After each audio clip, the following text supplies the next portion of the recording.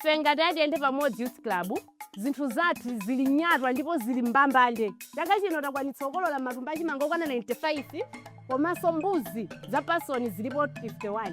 Moti tikukamba pano masomphenya athu panopa oti membala aliyense akhale ndi mbuzi akutheka kwambiri. Kotero panopa mwa mamembala 14 mamembala 11 anapasidwa mbuzi. Kotero anthu amenewo mbuzi zawo zinaswa, komanso tili ndi mbuzi 6 zimene zikuyembekezeredwa kuti zigawidwa kwa mamembala osalawo. Masomphenya athuso okhala ndi ng'ombe zamkaka ngati zagulu ali pafupi kutheka.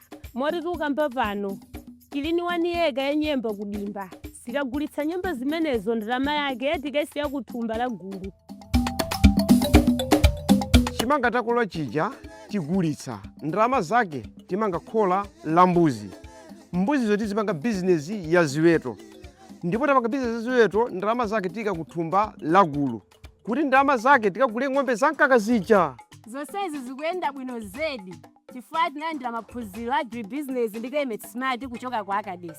Chifukwa chake takwanitsa kukolola chimanga chochuluka kudzera manyowa a mbeya ndi kulima nyemba.